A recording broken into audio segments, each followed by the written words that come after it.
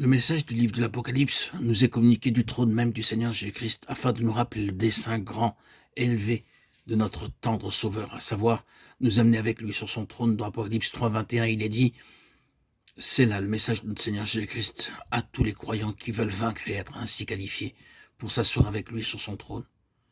On peut se demander comment est-il possible que nous, croyants, occuperons un jour une telle position.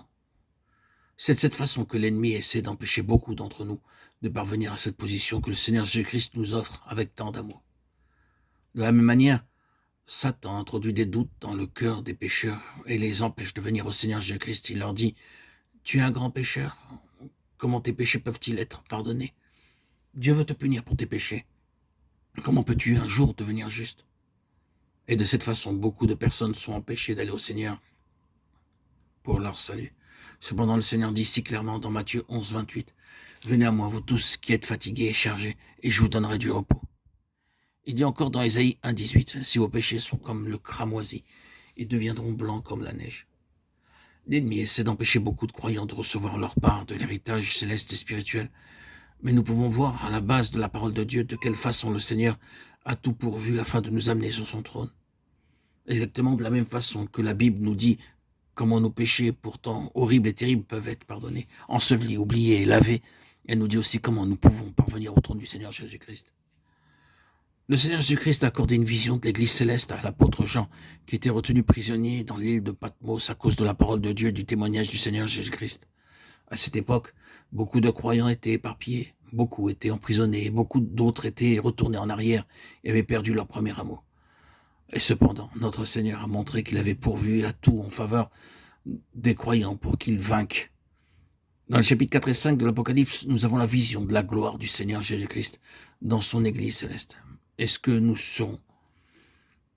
Nous voyons également le trône magnifique du Seigneur Jésus avec l'aspect d'une pierre de jaspe et de sardoine. Celui qui était assis avait l'aspect d'une pierre de jaspe et de sardoine, Apocalypse 4, 3. Ces deux pierres sont magnifiques, claires, transparentes. Nous pouvons voir à travers du verre. Parfois, nous ne pouvons pas voir très clairement à travers du verre. Mais ces pierres-ci sont tellement transparentes que nous pouvons voir tout clairement à travers elles. Les pierres de jaspe et de sardoine représentent la pureté et la perfection du Seigneur, Jésus-Christ. Nous voyons autour du trône 24 vierges portant des couronnes d'or et revêtues de vêtements blancs.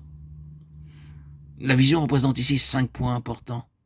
Premièrement, nous voyons un magnifique arc-en-ciel en forme de cercle environnant le trône du Seigneur Jésus-Christ. Puis, nous voyons 7 lampes ardentes brûler devant le trône.